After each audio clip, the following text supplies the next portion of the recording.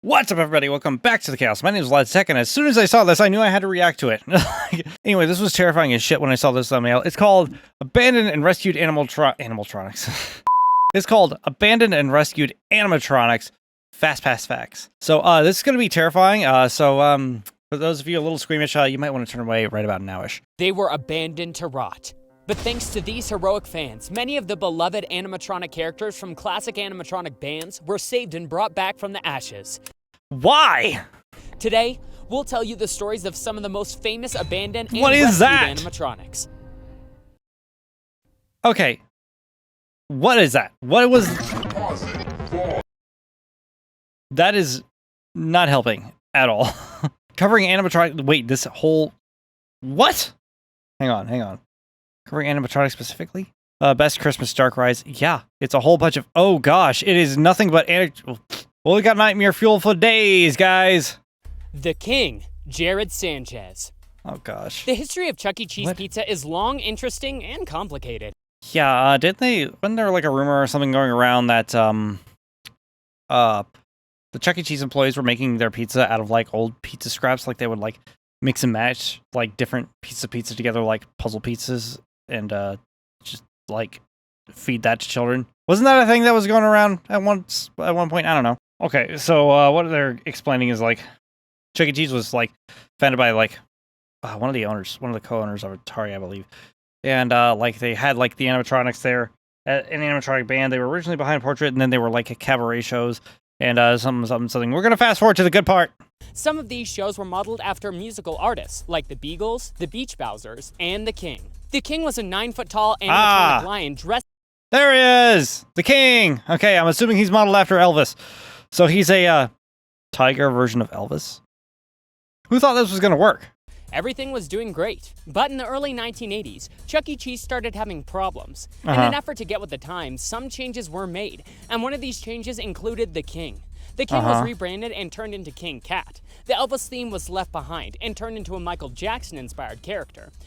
Oh, that's a low blow right there. Well, the King is no longer the King, and instead he's the King of Pop. So I guess he's still the King, just a different kind of king, and then... I don't know, it's all convoluted to me. How many of you are actually terrified to see this video right now? Showbiz bought all the assets of Pizza Time Theater Inc. and bought both companies together, naming the new company Showbiz Pizza Time Theater Inc., but left the two restaurants as separate entities. After this happened, the cabaret show started slowly being retired, which ended up in The King being abandoned. Oh no! It's not like that was like a good thing to happen or anything. The King's animatronics were destroyed, auctioned, and used for parts, and some of them were stored. And you would think that this was the end for this royal character. But unfortunately, it had the soul of a dead child inside of it, and it went to live on, slowly acquiring the parts it could from real, live peoples. Here's where Jared Sanchez comes in. It all began in 1992, when Jared went to Chuck E. Cheese on his 12th birthday. It was at that moment when he became amazed at the King animatronic. That same year, Jared went back to Chuck E. Cheese and learned the unfortunate news that the King had been retired. I think I know where this is going. This tormented him for a long time, until 10 years later, he found a user on eBay selling a King animatronic for $25,000.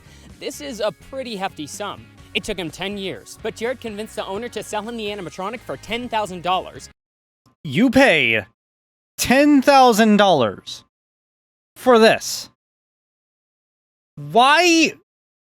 Who knows? Okay, it's not the fact that you, for some reason, wanted to buy an animatronic. It's not the fact that you paid $10,000 for said animatronic. And it's not even about the fact that you've had a love affair with this animatronic for however many years this was, I can't remember. It's the fact that you had $10,000 to piss away like it's nothing. Jared spent months replacing its cylinders and learning to sew so he could fit him with new fur. He figured out how to make the King work with a modern computer instead of its old reel-to-reel machine, and learned to program each of its movements painstakingly. And then you spent however many hours it was to make this thing work again. This is something I would never admit to on a resume, my dude. You're not getting hired for any job. Jared transformed his master bedroom into a studio, took singing lessons so he could voice the character, and brought the King back. He's single, isn't he? After this, Jared rescued a second King animatronic that he found at Captain Dave's roller rink in Michigan. He fucking did it twice! He called this new character King Puff, and took him on a road trip from Michigan to Tampa in the passenger seat. Then he managed to get his hands on not one, but two other King animatronics.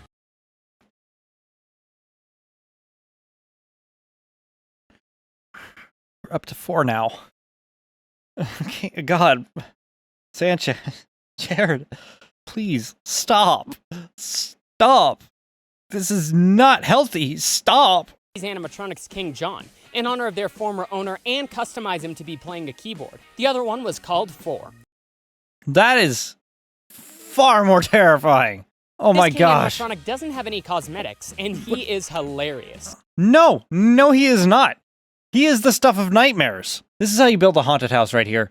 You just have Jared, rebuild the king over and over again. God. If you're an animatronic fan, and even if you're not, go check out Jared and the King's channel. No, I will not be doing that. No. Rock-afire Explosion Animatronics. That sounds legitimately terrifying. We mentioned before how in the early 80s, Chuck E. Cheese was having problems, and one of the main reasons for these problems was the arrival of Showbiz Pizza as their main competitor. One of the main problems was the bite of 87. But, whatever. Continue, I guess. When Nolan Bushnell became interested in expanding Chuck E. Cheese, he found Robert L. Brock, who was supposed to be his principal investor. But due to different factors, Brock ended up investing in a new project called Showbiz. He developed this new project with the help of Aaron Fechter's creating engineering company. And for this first new project, the team created the iconic Rock-afire Explosion animatronic band. So it's not just one animatronic, it's a whole band of these things. Why would somebody get this obsessed? What has happened to you to make you to make you want to go purchase all of these? This new band had full-bodied animatronics that had very fluid movements and several facial expressions. Time passed, and the relationship between Showbiz and creative engineering began to deteriorate since creative engineering had the rights to the image and recordings of the animatronics. Huh. That looks familiar. And Showbiz wanted them to give them up without any compensation. Showbiz took all kinds of control from creative engineering and forced them out of the company. By the time this happened, Showbiz owned Chuck E. Cheese already, and they decided that they would change all of their locations to Chuck E. Cheese as part of the company's rebranding. And the Rock-afire Explosion Band was replaced by a new show called Chuck E. Cheese and Munch's Make-Believe Band. Oh no, it was replaced with more horrifying monsters, which looked very suspicious. So the story of Showbiz and Chuck E. Cheese kind of reminds me a little bit of Nintendo and Sony. Nintendo and Sony actually collaborated to make the world's first console that took CD-ROMs to actually play video games.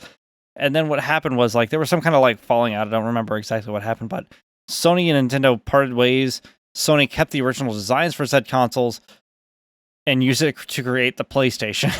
So it's the reverse of that. It's you had two different companies with very similar vibes. Showbiz got better than Chuck E. Cheese, and then basically bought Chuck E. Cheese and then rebranded all their stuff as Chuck E. Cheese, which is interesting. So creative engineering started selling their show to other restaurants like Circus Pizza, Pistol Pete's Pizza, and Billy Bob's Wonderland. But these places were closed little by little, leaving very few of the Rock-afire Explosion bands in operation. Who the hell looks at this and goes, yeah, I need that in my house? Who in the world? Well, then again, I have a bunch of dark and macabre stuff behind me sometimes, but who wants this? This is legit terrifying. This meant that many of the band's sets were abandoned and left in terrible conditions. But fortunately, this was not the end of He looks drunk. Rock-afire Explosion. Many of these bands were saved from complete abandonment by fans. What is that? What is that? Such is the case of Connor Lachinsky. It just keeps getting worse. Oh my god. Connor is passionate about animatronics and spends his time rescuing and restoring them. I can see Since that. Connor was a kid, he would take apart toys when they stopped working to see how they worked. This led Connor to become a mechanical engineer. At least he didn't take apart, bugs and animals to see how they worked. And he has applied all this knowledge into restoring these abandoned animatronics. Connor began back in 2015 when he purchased Rolf and Earl from the Rock-afire Explosion off Craigslist. It looks like a Rock-afire Explosion sure as hell took place in this photo. Luckily, they came with all the required components needed to function, and were just missing the overall cosmetics to cover its mechanical structure. That's when Connor decided to start posting videos on his YouTube channel. Yes. such wonderful family-friendly content as this horrifying endoskeleton of an animatronic with apparently 2 heads. The test for these animatronics was the first video he posted. After these animatronics, Connor purchased a Billy Bob and Looney Bird, but later sold these to buy the Okefenokee Bear Review Band mini set, which... So not only did he buy the first set, but he sold somebody, which means there was more than one person interested in doing this. To buy this. And this is why Americans can't have nice things. Okay, I am like exaggerating a little bit. Like when you see them with just their endoskeleton, it's not that bad. Well, when you see them with just their endoskeleton, it's pretty damn horrendous. But like this, they kind of look like they're straight out of Conker's Bad Fur Day. Am I wrong? In total, he currently owns 10 complete characters. 8 of them are from the classic Rockafire Explosion, and 2 of them are from the new Rockafire Explosion. Connor uses the original setup for the animatronics. He was able to purchase several pieces of the original show controller, known as the Great Box, through collaborating with other collectors. Show tapes for these animatronics were recorded onto reel-to-reel tapes. Jesus. These kind of real, well, not this specifically, but there were like old film reels and stuff, and that's like, God, television stations would actually record like TV shows on them. And then once it faded out of style, like they would actually just record over them, and that's actually why there's a bunch of like Doctor Who episodes that are missing. So it's like, this is wow, old tech. Show tapes have begun to degrade to the point where they affect the quality of the audio, because they're about 30 years old. So soon, he will have to switch to digital by using a surround sound setup. It usually takes him about 3 months to restore the animatronics. And we're not even going to get a listen into what that audio sounds like. I wanted to kind of hear the pure nightmare fuel of the audio recordings, but I guess we're not going to get that today. Depending on the available parts and his work schedule. But the longest time he's taken to find a part was 3 years for an Earl Puppet cosmetic for Rolf de Wolf. To restore the animatronic, all the components have to be disassembled to clean the pieces and later see which ones are in good condition. How much time did you spend on this, and why? What the purpose, my man? Connor's passion for robotics and animatronics continues to grow, and it won't be going away anywhere soon. Oh my gosh! No, that is straight up out of Five Nights at Freddy's right there. Tex Critters, Pizza Jamboree, and Play Circus Band. Cavity Sam. What? Cavity Sam? Oh, that sounds like the name of a proctologist, not an animatronic. Or maybe that's what they call the scope that goes up you when you get a colonoscopy. Who knows? The 80s gave us many incredible animatronic bands. If that's what you want to call it, by all means. And one of these was Tex Critters Pizza Jamboree Band. This band was created by legendary Disney Imagineer Larry Nicolai and Rolly Crump for a new entertainment center focused on families that had arcades, TV showing the most popular channels of the time like MTV, small theaters that showed 3D movies, and of course, the fantastic Tex Critters Pizza Jamboree Band. Yes, fantastic. This looks like what the killer shows you before he murders you. Each animatronic weighed about 300 pounds and was 8 feet tall. The entertainment center opened in 20 different locations, but sadly, 1984 was a terrible year for Castle Entertainment due to the high cost of managing branches. This led to the company to close most of its complexes. Oh, how sad for it.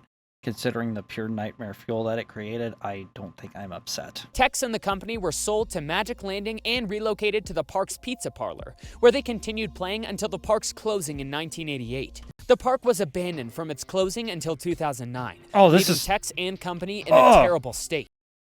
This is some straight up creepypasta crap. God, I need to react to creepypastas and stuff like that. That sounds like a thing I should do. Let me know if you guys want to see that in the comment section. Also, if you want to become a member of my cult, you should probably subscribe now if you're enjoying this video. Becoming worse and worse with every passing day. It's unfortunate to see something that was created to entertain and give joy to end up in such a terrible state. You think that was giving joy? The park was demolished in 2013. But thankfully, animatronic fans managed to rescue and rebuild many of the animatronics of the different branches and give them a second life. And that's when the events that happened at the old park began to happen once again. The murders, the missing children, the carnage. All because we once saw these things as a kid and wanted to bring them into our homes and restore them. only for them to begin killing again. One of these fans is Andrea, better known in the community as What the hell is that? Oh, wow. That is... that's some psycho stuff. Better known in the community as Cavity Sam. Andrea Cavity Sam.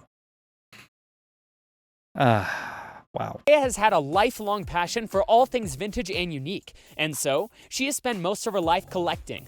She became an animatronic fan thanks to the 90s Teenage Mutant Ninja Turtles and the King Kong animatronic that used to be on the Universal Studios Hollywood studio tour. Now you see, that is cool. That's terrifying in a cool way. These other ones, just no. No. Ever since she saw them, Andrea was fascinated by how they looked and moved and wanted to know how they were built. Today, Andrea owns 17 animatronics, including a simple tube-movement animatronic of the Warblets from Pizza Time Theater, which gave Andrea a basic understanding of how everything came together in an animatronic. Okay, first off, Chucky's drunk. Second off,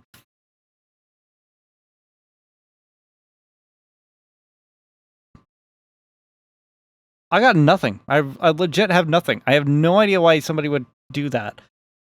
Why would somebody collect this? Just why? And of course, the animatronics from the famous Tex Critters Pizza Jamboree. When the previous owner abandoned the show, 2 effects artists acquired them and then tried to sell them with no luck. Gee, I can't imagine why.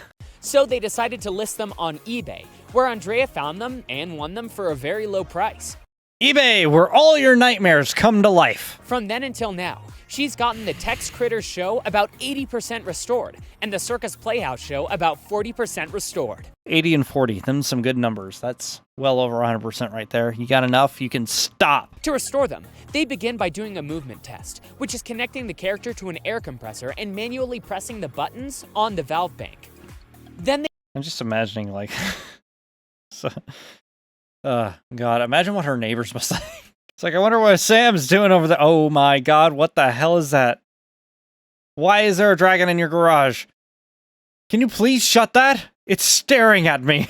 Character to an air compressor and manually pressing the buttons on the valve bank.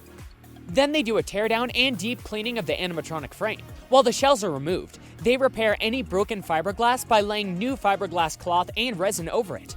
That's probably the easy part. I would assume that's the easy part. Because all it is you're just basically, like, just patchwork, really. They legit spent time on this, and a lot of it. They also replace any non-functional cylinders and valves. Also, any parts that are scratched and chipped are stripped, sanded, and repainted. And any parts that are needed are made from scratch by Andrea. Before they reassemble everything, another movement test is done. If everything is good, it's time to reassemble the character and do finishing work that's needed. This is terrifying. Nowadays, Andrea and her boyfriend Bobby are in the process of securing the rights to the characters for Circus Playhouse and Tex Critters, which will allow them to produce new show tapes for them. Well, that's great that they share a common interest in, like, a passion for all this stuff, but I do not want to be their neighbors. Ugh. All right, well, I have to be done with this. What do you guys think of terrifying animatronics? Let me know in the comment section down below or over on our Discord server. This was unique. All right, so real quick, I do want to mention, like, is it a bad thing that they're doing this? No. Obviously, just jokes. If you started commenting that I'm an asshole before this point in the video, well, good job. But yeah, it's pretty interesting to see, like, them, like, taking apart the animatronics and, like, putting them back together and stuff like that. It's just mildly terrifying. But other than that, like, hey, I guess if you're passionate about it and you're not harming anyone, awesome. Just don't live next to me. Once again, let me know what you guys thought of it in the comment section down below or over on our Discord server. If you're new to the channel and you enjoyed this video, subscribe and become a member of my cult and you'll get more content like this. Also, if you are currently a member of the cult, check out the link in the description below to Patreon, where you can pay your tithe or just send me an offering in the form of a super thanks. But for now, thank you guys so much for watching. And if you enjoyed it, feel free to show me some love down below by hitting the like button. And don't forget to check out the annotations for more videos. And I will see you in the next video.